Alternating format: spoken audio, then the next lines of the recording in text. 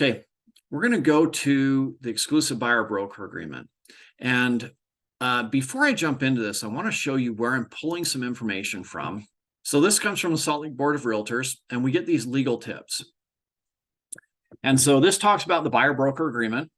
And I had a couple of my agents that were newer that both went to a new agent orientation, and they both came back and said, we were taught that you put 0 in the buyer broker agreement.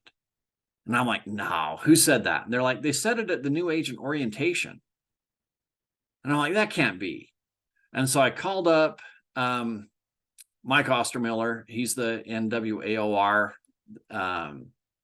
CEO. He's also an attorney. He's very bright. And I said, hey, this is what my agent said they were taught. And he's like, no, the guy teaching that class is really experienced. He would never teach that.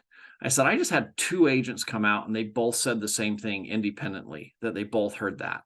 So I don't know how this gets out there. I don't know how somebody experienced would teach it.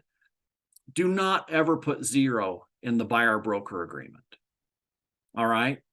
And I'm going to go over some of these different things here, but I want to jump over to the buyer broker agreement with you. Do you all see it now on your screen? The exclusive buyer broker agreement? Give me a thumbs up if you do. Yeah. Okay. Yes. All right. So I've done little videos showing you how to fill these things out before. Obviously, we've got the company name, the buyer's name in here, the agent's name, autofills. We put the day in here. By the way, this is the day. And guys, anybody can look at how to fill in the blanks. Okay. Oh, it says on the day, that's probably today's date. So I go and put 28th day of November 2023. What have I just done?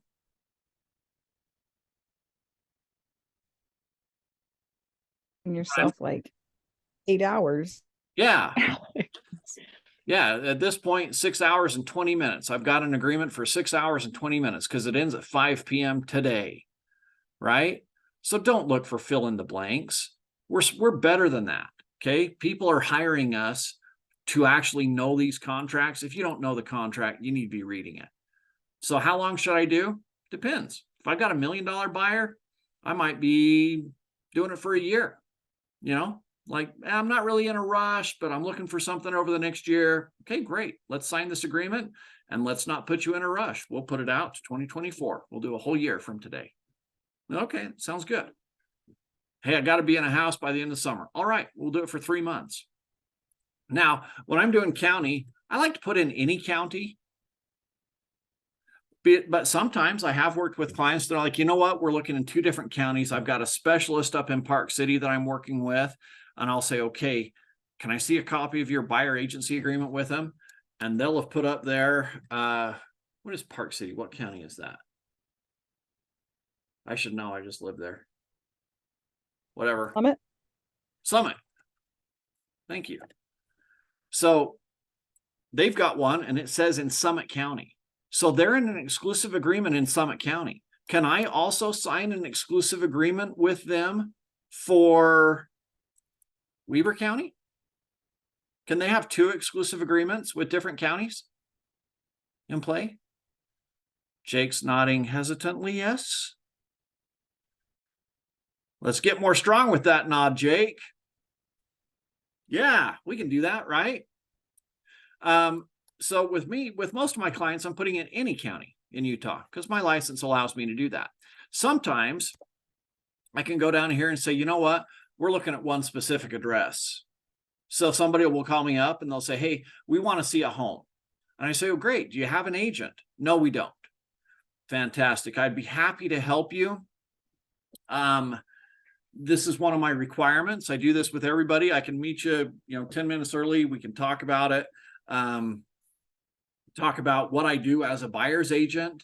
And sometimes I'll meet with people and they're like, you know what, I don't want to sign a long-term commitment with anybody. And I said, okay, I do want to show you these properties. Are you willing to sign one with me for these properties if you're interested in the ones I show you? And they're like, sure, that's fair. Now, there have been 1 or 2 instances in my career where somebody has said, no, I'm not going to sign anything with you. And I've said, okay, I can't show you the homes. And they're like, what? we're already here. And I said, yeah, I'm here too. And I've scheduled 4 showings for you. I'm going to cancel all those showings if you're not willing to do this. Okay. I don't work for free. It's insane that you would want me to work for free. But not only is it free, I'm creating liability. I'm actually working and it's costing me potentially. Like I'm creating liability for myself with no guarantee of compensation. So I could be working for free and also end up in a lawsuit. That would be insane. Why would I do that? Right? So whenever I go around and show somebody homes, I'm going to get this signed, even if it's just for a specific address. I'm going to get this signed, which means I'm going to have a conversation with them that communicates my value. And if you guys have seen my buyer agent training, if you haven't, I've got a recording of it. You can go watch it. You can communicate a ton of value in a short period of time. My buyer agent, my buyer presentation, I can do in 15 or 20 minutes and communicate that value. So now we get down to the brokerage fee part. So what if I put in 0 here? If we actually read this, if during the initial term or any extension of the initial term, the buyer or any other person acting in the buyer's behalf acquires an interest in any real property, the buyer agrees to pay the company a brokerage fee in the amount of 0% of the acquisition price. All right. What if I put in 0 here? And I say to my clients, don't worry, I put in 0 here because you don't have to pay me. I get paid by the listing brokerage. Does the listing? Why don't you just write them a check for letting you? You froze a little bit, Monica. What was that? I said you might as well be writing them a check for allowing you to show them properties. Yeah. So I'm going to jump back to this right here. This is what he's talking about. Why shouldn't I put 0 in that spot? Okay. When you put 0 in there, you're diminishing your tremendous value. Do you have tremendous value is my first question. Because if you're out there operating with the basic knowledge that you got from real estate school, my answer would be a resounding no. You don't have tremendous value. You went through 120 hours of education. You learned some basic laws. You don't know how to protect your clients. You don't know how to fill out a contract because you haven't gone and gotten trained. You need to attend further training. And I have this discussion with every new agent that I hire. They are required to enroll in my training program because you don't get the value that you don't provide tremendous value with the basic knowledge that is required by state law. All right. So can you provide tremendous value? Absolutely 100%. I could save my clients tens to hundreds of thousands of dollars based on the mistakes they could and have made when they have little to no representation or poor representation. Okay, there are people that make very, very expensive mistakes in this business, and I can help them avoid those types of things. So do I have tremendous value? Absolutely. Have I communicated that? I better, right? Next, when a buyer puts 0 in there, it looks as though they're working for free, which is misleading. They're not working for free, so stop doing this. When a buyer puts 0 on the buyer broker agreement and they intend on getting paid, somebody could argue that the agent's only going to show homes that are offering a BAC across the MLS, and that's not good. What if we find a home and it's listed for sale by owner? What if I see a home on the MLS and there is no BAC offered? Should I still show my clients that home? What does fiduciary duty say? Fiduciary duty says absolutely, but there's a lot of agents out there that are not well trained. Again, these are the ones that don't provide tremendous value. They're out there saying, no, I'm not going to show a home that offers me 0 BAC. Why would I do that? And they don't understand fiduciary duty and they haven't communicated their value. And quite frankly, they probably don't have anything to communicate. All right. But we do. We have tremendous value. We've sat down, we've communicated that to our clients. They understand our value. They appreciate our value. They have signed an exclusive buyer broker agreement with us. And we can put in 3%, 2%, whatever you want. You could put in 5% if you want it in here. Okay. It's all negotiable. So we put in the percentage that we want to get paid. And then here's some key language here.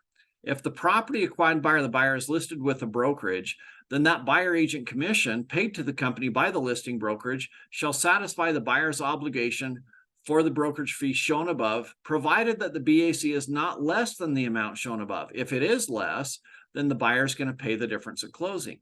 So if I show them a house and I've sat down and communicated my value and they understand this agreement when they sign it, which I should be explaining to them, if I sit down with them and they sign this at 3% and I say, you know what, if we see another home and it's for sale by owner, I'm going to communicate my value in that transaction to the for sale by owner. And there's a great chance that they're going to pay this 3%. But let's say they agree to pay 2%. That means you would be willing to make up the difference, that extra 1%. Okay. Or I could add an addendum to this and say, if we find somebody that is offering less than 3%, then I'll accept up to 2% and you can pay the difference, whatever. Okay. It's all negotiable for you, but you have to put the amount in here that you're going to get paid in writing. Now, here's the new one, and this is why I wanted to call an audible on this today, is this came up last night, and I actually talked with 2 different attorneys about it. What if, as a result of this NAR involved lawsuit back in Missouri, we had somebody come to, this wasn't in my office, it was another equity office, but somebody had seen that in the news and they said, hey, I don't want to do 3%. I'll only sign it for 1.5%. Okay. So what if we do, and we agree to 1.5%? What happens if I'm showing a property and they're offering 3% BAC?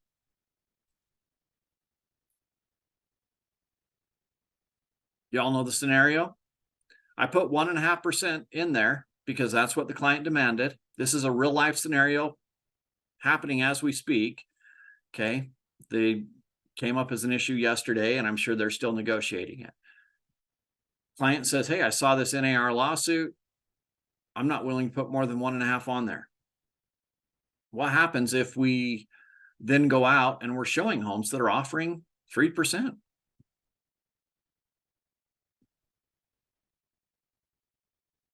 Well, let me tell you what the attorneys said. Both attorneys said, I think it's implied in there because I'm going to go back to share the screen.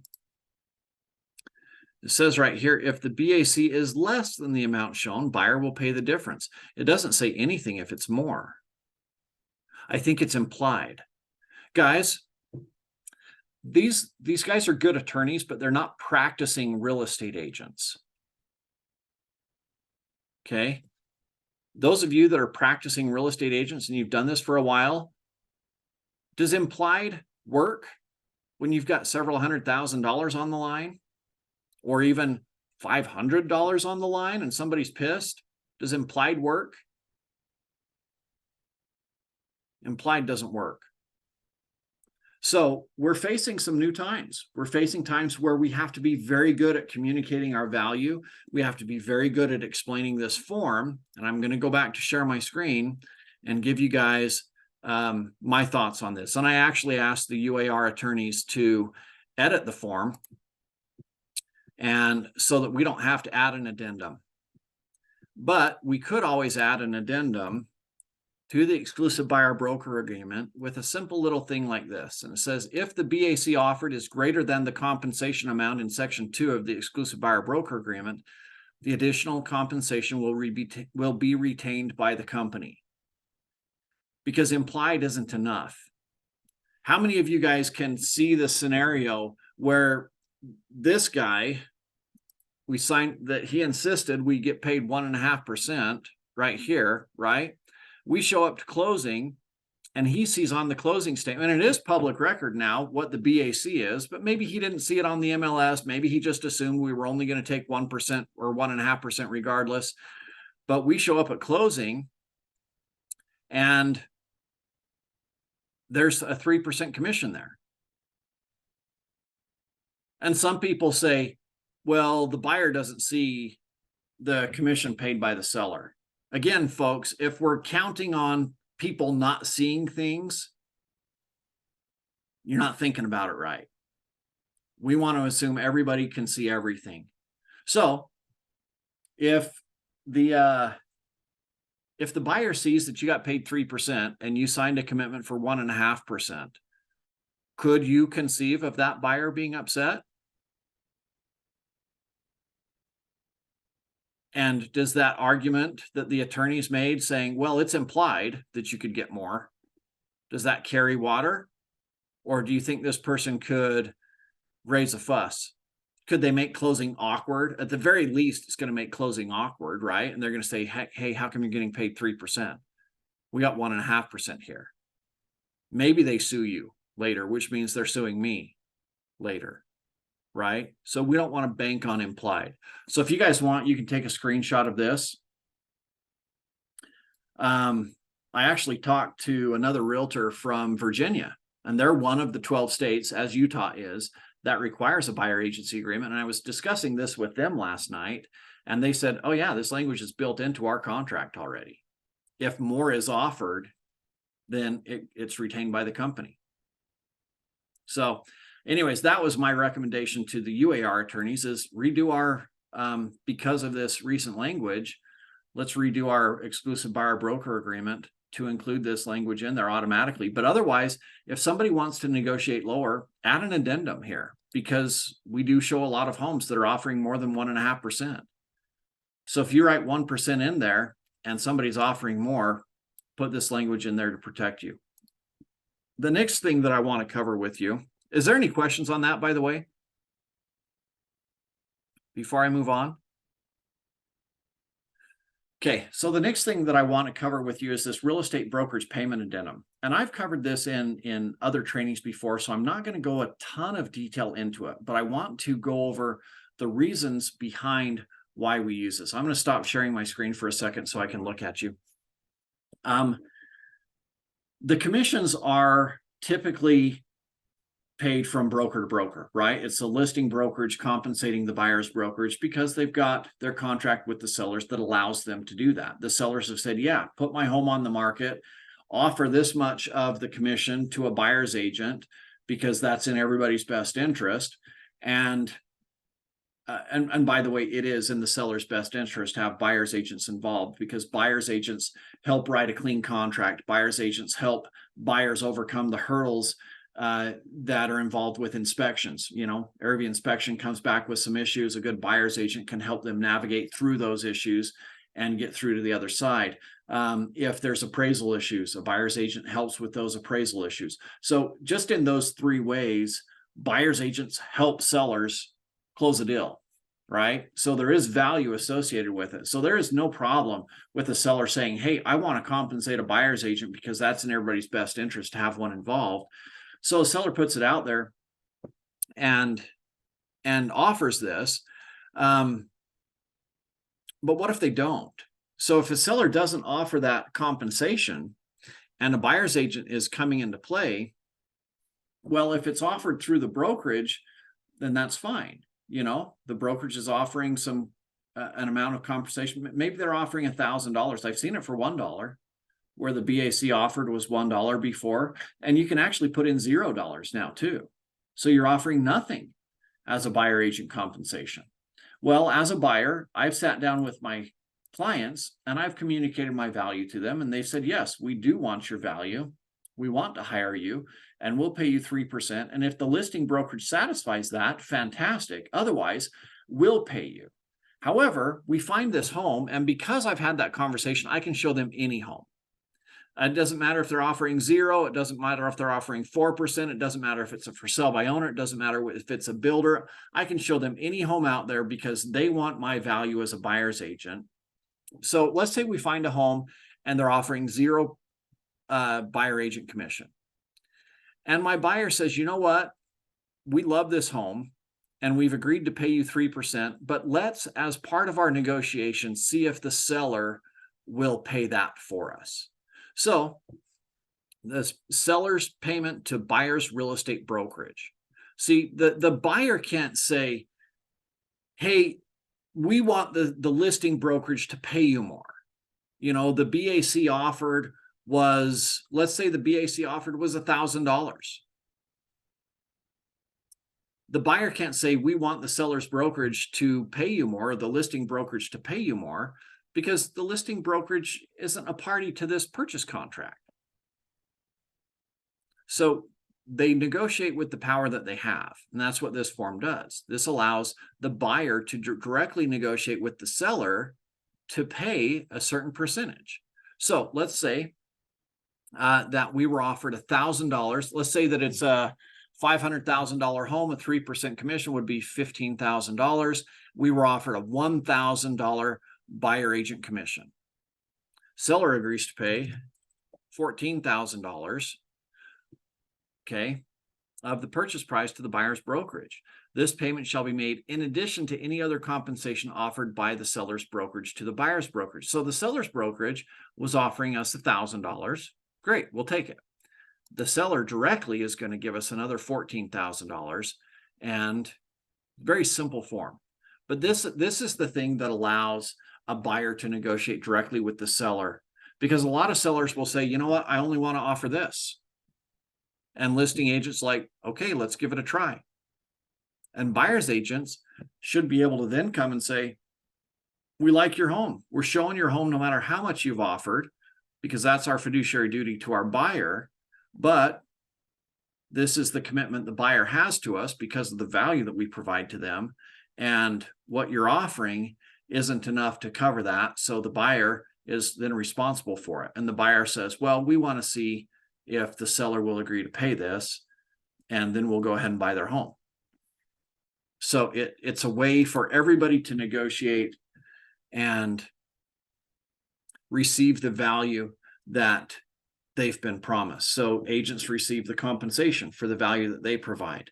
A buyer receives the value of a buyer's agent that is looking after their interests, that is helping them navigate this, quite honestly, scary world of legal contracts and paperwork and lending and potential fraud and all of those other issues. So a buyer's getting their value from their agent, and a seller's also getting their value as well. They said, hey, I want to try offering less. If it works, great. If it doesn't work, then somebody can come and bring us an offer and ask for more, but we want to try this. This allows everybody to try, and us understanding the forms allows us to have it allows us to comply with our fiduciary duty. It allows us to have, or encourages us to have, better conversations with our clients so that they can understand all of the values that are there, and in all, it's a better experience for everyone. But it instills, it demands from us that we know these forms and that we understand the workings of the fiduciary duty and how all of these things go together. And it's really quite simple, but this is the kind of thing that isn't taught with a basic education from the minimum state required hours. So